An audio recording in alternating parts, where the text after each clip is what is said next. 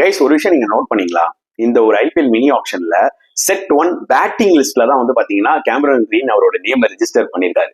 அதுக்கு என்ன reason?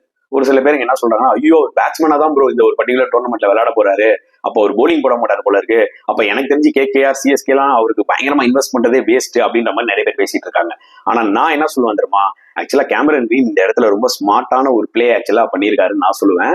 First செட்லயே உங்களோட பேரை நீங்க ரெஜிஸ்டர் பண்ணீங்கன்னா நீங்க அதிகமான அமௌண்ட்டுக்கு போவீங்க. புரியுதா உங்களுக்கு ஆப்ஷன்ல? இப்ப அவர் ஆல்ரவுண்டர் லிஸ்ட் கொடுத்தாருன்னு வச்சுக்கோங்களேன், எனக்கு தெரிஞ்சு அது வந்து செட் 4 செட் 5 கிட்டத்தட்ட வருது. சோ ரொம்ப பின்னாடி வருது. அதுக்குள்ளே வந்து பாத்தீங்கன்னா மேபி சிஎஸ்கே ஆர் கேகேஆர் அவங்களோட பாதி பர்ச காலி கூட பண்ணிருக்கலாம். ஓகே, அது மீறியும் அவங்க கிரீனுக்கு போகலாம். ஓகே, கேகேஆர் கிரீனுக்கு போகலாம். பட் ஆனா எக்ஸ்பெக்ட் பண்ண அளவுக்கு அதிகமா கொடுத்து எடுக்காம ஓரளவுக்கு லிமிட்டடா எடுக்கலாம் ட்ரை பண்ணலாம். சோ எனக்கு தெரிஞ்சு கிரீன் இந்த இடத்துல ரொம்ப ஸ்மார்ட்டா வந்து அவர் பேட்ஸ்மேனா இந்த இடத்துல வந்து ரெஜிஸ்டர் பண்ணிருக்காரு. அதனால அவர் போலிங் போட மாட்டாருன்ற கேரண்டியே கிடையாது. எனக்கு தெரிஞ்சு அவர் போலிங் போடுவாரு.